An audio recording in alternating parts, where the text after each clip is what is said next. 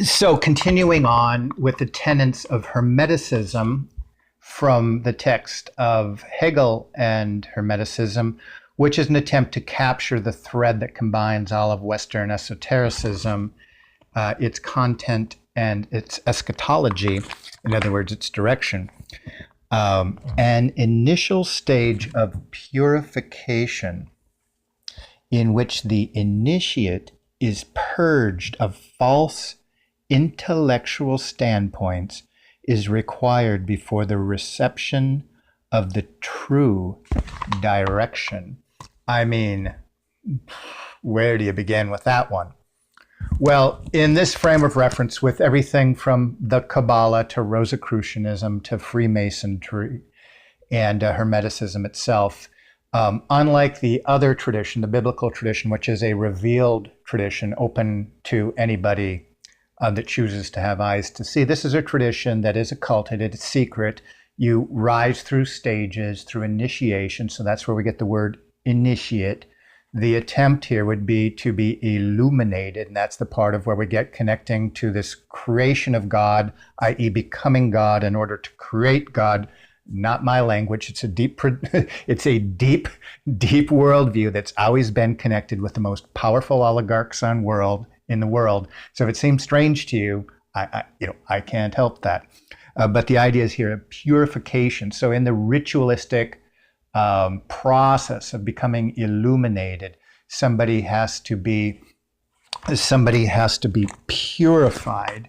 And so that's an alchemical term that you sort of have to beat down one compound in order to make it, to find its potential as in this case, a metal would be, which is, of course, an analogy for the condition of the individual or the condition of man, because it has a purpose and a direction, but it has to be guided by human consciousness. So that is so loaded. From false intellectual standpoint. So when you get with the group, the people with the occulted power and knowledge, the higher you go, they're going to tell you that's sort of the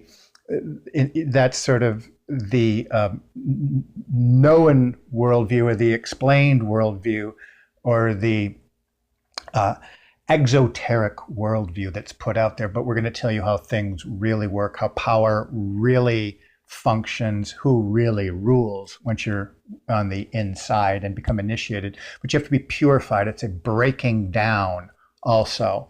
And everything from our fraternity sorority culture of being hazed is a sort of process, or military indoctrination, a process of initiation, of oath taking, of breaking down into accepting a new kind of knowledge.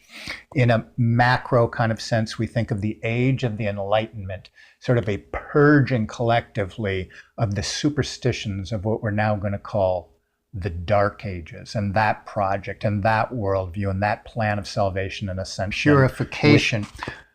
With so many of these things, we can look at this as we can with alchemy, the things that are occurring at the individual level or as a project, a collective level. So there's an interconnection between the as above, so below, the individual with the cosmos. So there's sort of this seamless interconnection. We go through other tenets of this. We'll dive into that a little bit more, the one.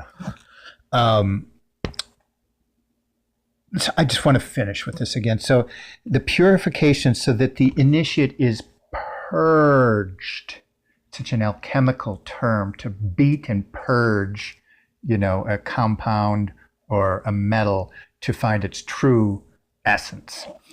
And again, I said at a collective level, I think of the Enlightenment, this movement sort of from the Dark Ages, that age of that other worldview, into this new worldview where science, technology, the concentration of human consciousness on this kind of technologically mediated evolution or ascension would be possible to purge human consciousness of one worldview in order to train in a sort of holistic fashion human consciousness on another.